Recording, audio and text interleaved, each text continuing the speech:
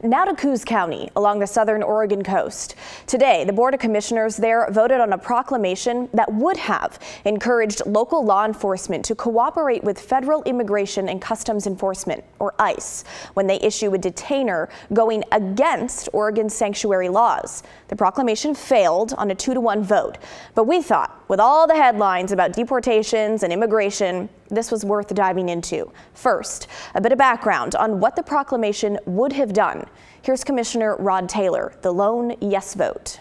Again, the sheriff has no desire, no authority, no plans, and nobody wants him to go out into our community and look for people who he thinks are not here legally. That's not what this is about at all. This is people who are already held in the jail, who have a known criminal history, and that is why ICE has issued a detainer request for them. A detainer asks local law enforcement agencies to notify ICE as soon as possible before they release an undocumented person. It also asks the law enforcement agency to hold that person for up to 48 hours beyond that initial release date, so federal immigration agencies can take custody of them. The proclamation said the board believes honoring ICE requests will, quote, protect all residents, regardless of immigration status, by ensuring those who have committed crimes do not remain at large. It positions this move as a moral duty and ethically imperative. During the meeting, Coos County Sheriff Gabe Fabrizio outlined the challenges of navigating both Oregon's sanctuary laws and federal immigration laws, and repercussions he could face for snubbing the state sanctuary laws. Something important to consider is it is breaking the law if I did that. I would be probably be official misconduct, and now I'm stealing the DA's thunder. Official misconduct, which is a misdemeanor, I believe, and we wouldn't be covered by CIS if we were given fines or lawsuits from as the statutes specify. We would come out of pocket for all of it. We're not covered under color of law for breaking it. One is prosecution, official misconduct, for any officer that does it. And then, Commissioner, you mentioned the loss of certification. Not only are we given the authority, the certification through DPSST through the state, something important to consider. You know, I'm a sheriff.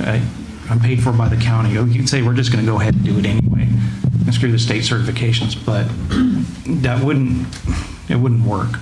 Not only could the state agency come down and say, well, you're guilty of kidnapping now because you don't have the authority to pick up that person and bring him to jail, but state courts could say we're not prosecuting your stuff if you're not certified. So we've completely lost our ability to prosecute these cases, or any cases, if we lose our certifications. Now, on the federal level, the new Trump administration is threatening to impose criminal penalties on city, county, and state officials who don't cooperate with federal immigration enforcement efforts, as well as pulling federal funding. Sheriff Fabrizio walked through what he can and can't do as things stand now.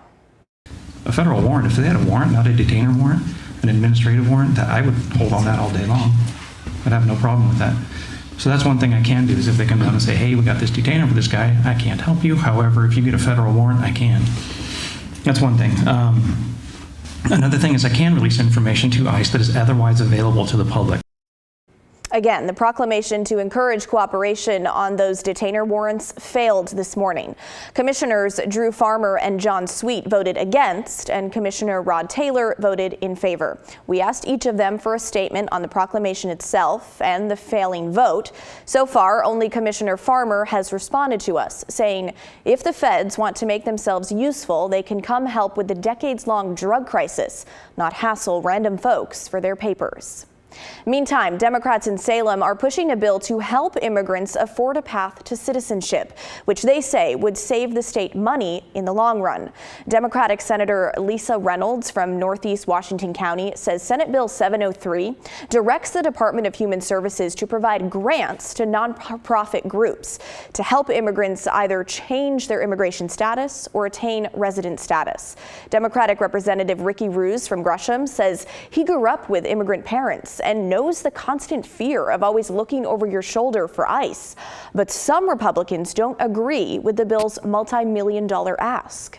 We have homeless issues, we have drug issues, we have all these other issues, and we're taking this to give to a certain minority, and I just disagree with that. There's definitely neighbors and folks that we met throughout our friendships that we just one day were gone, and we just didn't know why. And later we found out they were picked up by ICE. Now, if approved, one of the agencies that would be helping get that money to immigrants says it would actually save money, and here's how. Currently, the state pays medical costs for immigrants who can't afford it, and if they had legal status, advocates say those bills would be shared with the federal government through Medicare or Medicaid. All right, we'll keep an eye on the bill to see if it makes its way through the legislature. Keep it right here. We're back after this.